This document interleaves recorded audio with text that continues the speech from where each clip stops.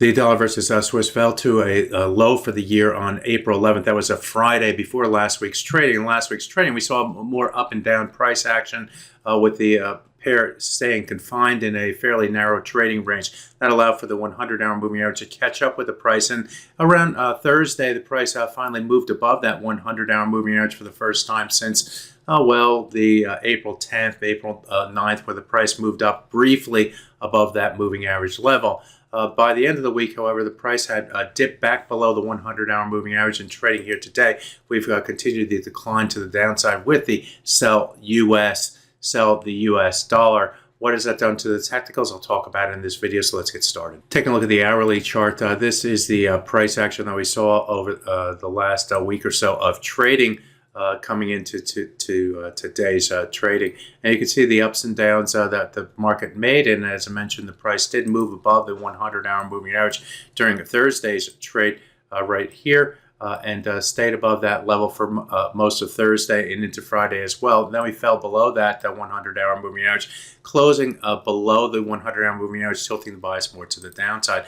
In trading here today, what have we seen? We've seen a move away from that 100-hour moving average, and then the process, we fell below the low price that we saw on that April 11th Friday low right here at 0.8098 around the 81 level. And after breaking below that level, we came up to it on not once but twice right here, found resistance sellers and pushed to the downside. So what do we know? We know that the 81 level is now resistant for the dollar versus Swiss. As long as the price can remain below that level, the sellers remain in firm control. If we do move above it, it takes some of the bearishness out of the break to the downside in trading here today, but there's work to do. The work to do includes getting above these swing lows through here up to 0.8128, and then getting back above the 100-hour moving average and ultimately the 200-hour moving average. Without moves above those technical levels, starting right here, the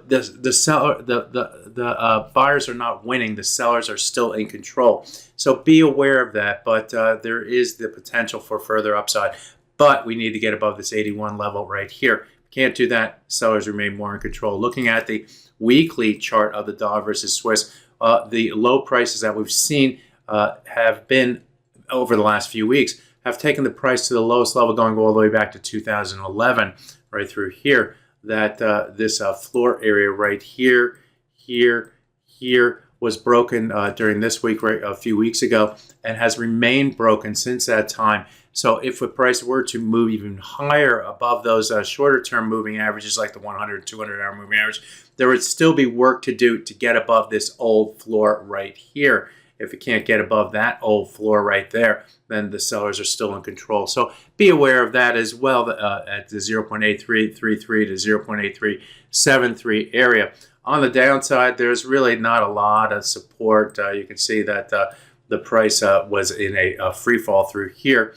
Off of flight to safety flows into the Swiss franc at that time. So there's not a lot of downside support. So the way you trade that is to define where the close risk is on the top side. As long as the price remains below that levels, like the 100-hour moving average, like the 200-hour moving average, then the bias still remains to the downside, and you just stay with the trend.